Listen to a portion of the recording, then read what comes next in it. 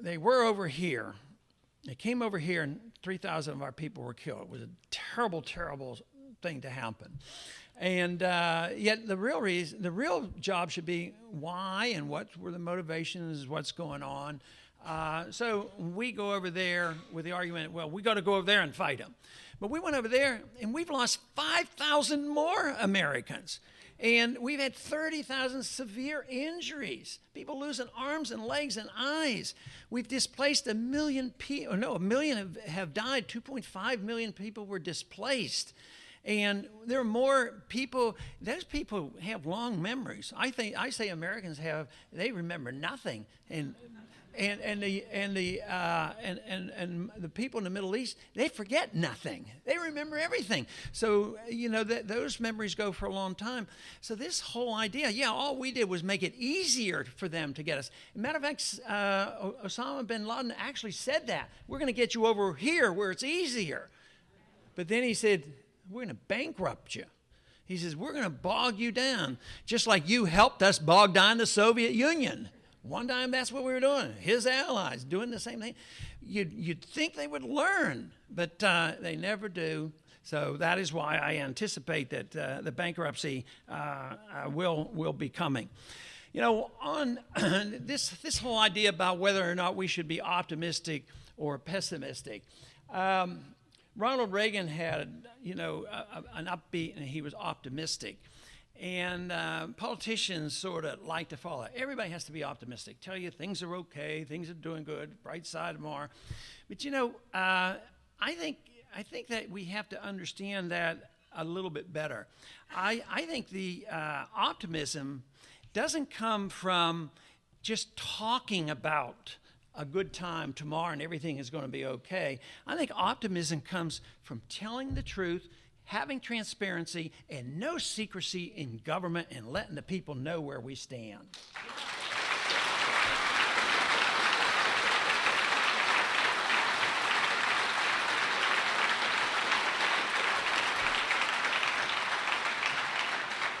Then if we're confident with our ideas and we have traditions that we can return to and we have a document that we might follow, then there's reasons to be optimistic.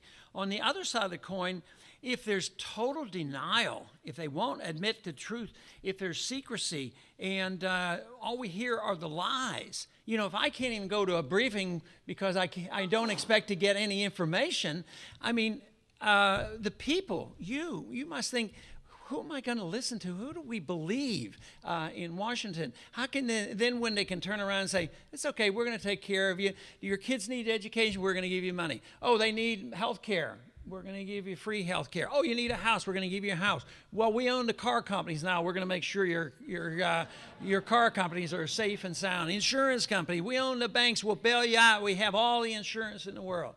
And eventually the people won't believe. And that's what is happening now. They no longer believe, and that is justifiable. It is going to be this disbelief, but it is going to spread. It's here in this room, but it's going to spread. There's still a lot of people. Like I said, a lot of people still come to Washington thinking if we just get there and start lobbying and grabbing our share, we're going to get more and we're going to be taken care of. But in time, it's going to change. This is why I am so convinced that it's important that you continue to do what you're doing in the campaign for liberty, because it isn't what I do so much in Washington. I help along, but I can't change Washington. It's impossible.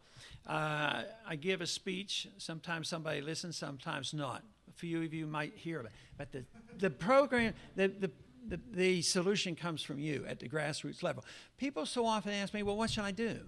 Well, do what you want to do. Everybody has a different job. The most important thing is we understand the issues, the concept, our history, understand the morality of this, the morality of freedom, the importance of the rule of law. The Constitution is not perfect, and yet the rule of law is very important. And if we can do in the Congress whatever we want with ignoring the Constitution, and then the president can go to war without a declaration, and the courts can do whatever they want, what's left? All you have to do is have one or two or three things you ignore, and you ruin the whole principle. So the rule of law is crucial. They say, well, this is it's old-fashioned, it's a modern document, and it has to be a developing document and modernized. Well, sure, fine. Amend the Constitution is necessary.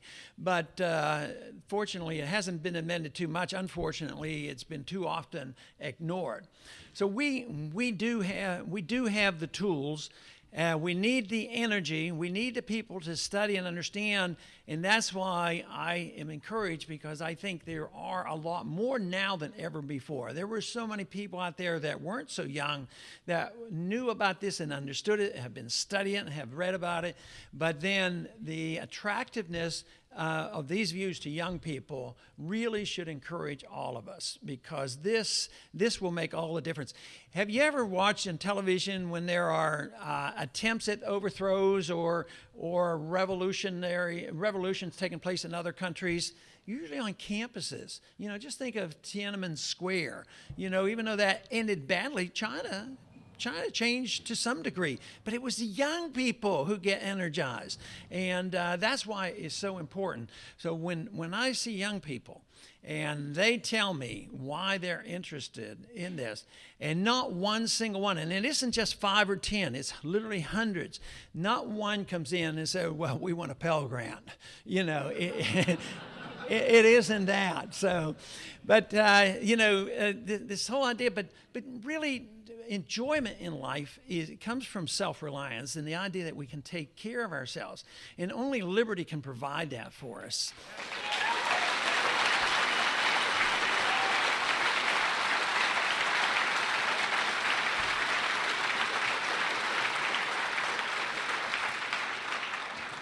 In life, we should strive for excellence and virtue. If we live in a free society, we can have a reasonable chance to have a fulfilled life doing that. If you allow government to seek out and decide what is virtuous for us and what is good for us economically, they can only do it by taking away our liberty. So that is the key to it. It is our liberty that is key to all our solutions, and belief in that and conviction of that. And believe me, I'm optimistic we can work our way out of this. Thank you very much.